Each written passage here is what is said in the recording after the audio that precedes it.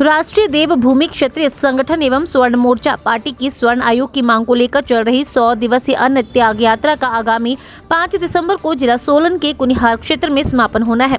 वह राष्ट्रीय देवभूमि एवं स्वर्ण मोर्चा ने भी उक्त समापन समारोह कार्यक्रम को सफल बनाने के लिए रणनीति बनानी शुरू कर दी है, जिसको लेकर कुनिहार के एक सभागार में प्रदेश अध्यक्ष राष्ट्रीय देवभूमि क्षत्रिय संगठन एवं स्वर्ण मोर्चा जयपाल चंदेल की अध्यक्षता में बैठक का आयोजन किया गया।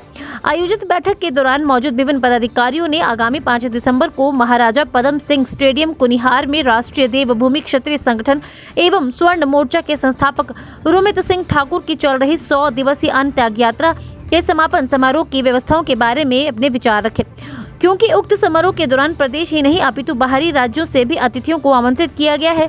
वो प्रदेश की कांग्रेस सरकार एवं भाजपा की भी नजर उक्त समारोह में होगी। बैठे हुए प्रधानमंत्री से लेकर मुख्यमंत्री तक, और ये हमारे यहाँ हिमाचल में तो ज्यादातर मुख्यमंत्री ठाकुर ही रहे, सारी बेशर्म थे।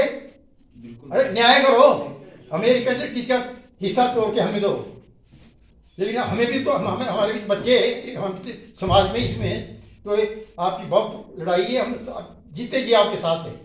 धन बंद कर आगे आप लड़ो, पीछे आप साथ बैठे हैं। आपका बहुत धन्यवाद।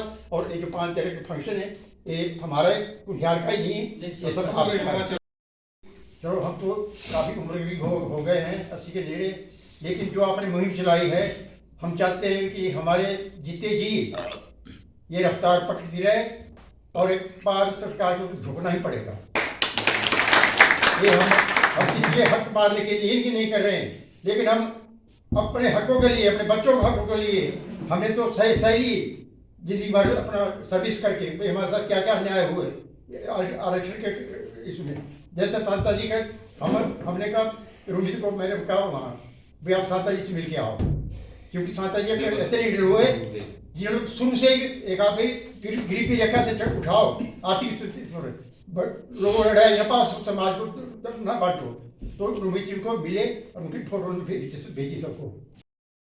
उनको शर्म रही नाम की चीज ही नहीं है।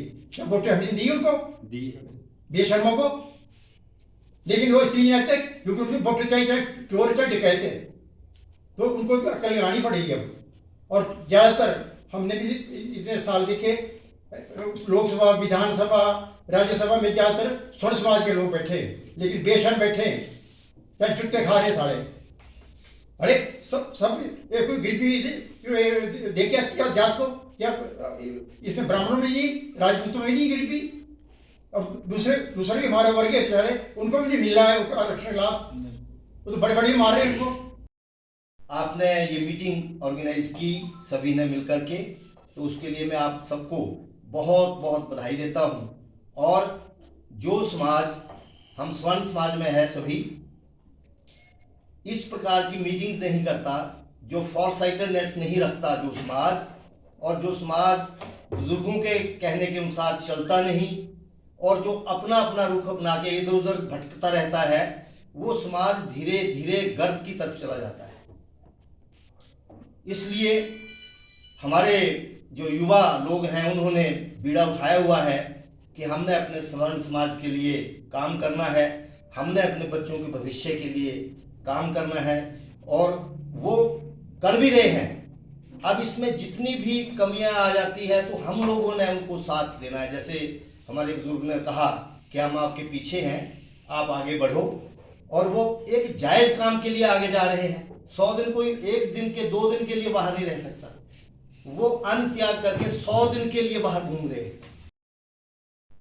और आपने 5 तारीख को जो हमारा स्वर्ण समाज का स्वाभिमान महासम्मेलन होने जा रहा है उसके बारे में रूपरेखा तैयार की है, और सब आप जानते हैं, आप सभी जो है पदाधिकारी हैं, इसलिए मेरे को ज़्यादा आपको समझाने की भी कोई ज़रूरत नहीं है। क्या क्या चीज़ें चाहिए वो हमने डिस्कस किया, छोटी मोटी हमने कमेटीज़ बनाई हैं। जो हमारे योद्धा अभी 100 दिन की अन्न त्याग यात्रा पे निकले हुए हैं वो 5 तारीख को यहाँ पहुँचेंगे। अब उनका हमने किस प्रकार से यहाँ पे स्वागत करना है, और जो बाहर से भी हमारे स्वर्ण समाज के लोग आएंगे तो उनको भी हमने किस प्रकार से कहाँ पे ठहराना है, उनका स्वागत कैसे करना है, इसके बारे में सारा विचार विमर्श हुआ। आप लोग, मुझे बहुत खुशी हुई है कि जो हमने पहले ऐसे प्रोग्राम किए उसमें इस प्रकार से हमने बुजुर्गों का जो आशीर्वाद है वो नहीं लिया। हमने वो अपने आप ही आनंद फानंद में प्रोग्राम कर लिए, जिससे हमें उसका खामियाजा भी हम आज भोग। अरे भाई, जो डिसीजन मेकर है, जो विधानसभा है, जो लोकसभा राज्यसभा है, जहां से डिसीजन होते हैं, जिनसे हमने अपना स्वर्ण आयोग बनाना है, जिसके लिए हम प्रयासरत हैं, वो जब तक हमारा कोई बंदा वहां नहीं जाएगा तो कैसे होगा।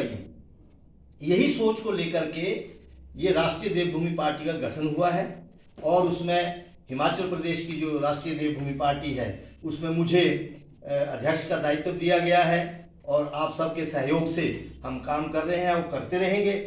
जब तक सांस है तो करते रहेंगे और सभी के साथ से ही इंसान जो है ऊंचा होता है, आगे बढ़ता है और अकेला आदमी कुछ नहीं कर सकता। और जैसे ही हमारे ये जितने भी योद्धा हैं यात्रा पूरी करके यहाँ पे आएंगे तो यहाँ पे एक अच्छा, आप लोगों ने सभी ने अपने अपने स्थान पे जा कर के ज़्यादा से ज़्यादा जितनी गैदरिंग, जैसे भाई साहब ने बोला है कि लड़ना होगा, मजबूती के साथ आगे बढ़ना होगा, क्योंकि जैसे हमारे बड़े बुजुर्ग ने कहा कि हम किसी का हक छीनने के लिए ये सब नहीं कर रहे हैं। हम सिर्फ अपना अस्तित्व बचाने के लिए, अपने बच्चों का भविष्य बचाने के लिए एक समानता का अधिकार, उसकी मांग कर रहे हैं। हम भी इसी देश के नागरिक हैं और हमारा भी ये अधिकार है। और जैसे हमारे बुजुर्गों ने, हमारे पूर्वजों ने जो बलिदान दिया है आज तक, और उस बलिदान को याद करते हुए हमारा ये सबका दायित्व बनता है, ये कर्तव्य बनता है कि हम बढ़ चढ़ कर इस मुहिम को आगे बढ़ाएं। बाकी बथेरे लोग मिलेंगे आपको, जो हमारे राजनीतिक दल हैं देश के, बड़े बड़े कांग्रेस, भाजपा, इनसे जुड़े हुए हजारों लोग मिलेंगे, लाखों लोग मिलेंगे, मगर इस मुहिम को आगे बढ़ाने वाले बहुत कम लोग आपको नजर आएंगे। और वही लोग हैं जो वो वीर योद्धा हैं जो अपने समाज के लिए आज हर स्तर पे लड़ने के लिए तैयार हैं। तो बहुत बहुत धन्यवाद करता हूँ, बार बार धन्यवाद करता हूँ अपने बड़े बुजुर्गों का। और इसके साथ ही और हमारे कोई बुजुर्ग अपने विचार रखना चाहते हैं तो उनका। हिमाचल प्रदेश के लिए कुनिहार से चंद्रप्रकाश नेगी की रिपोर्ट।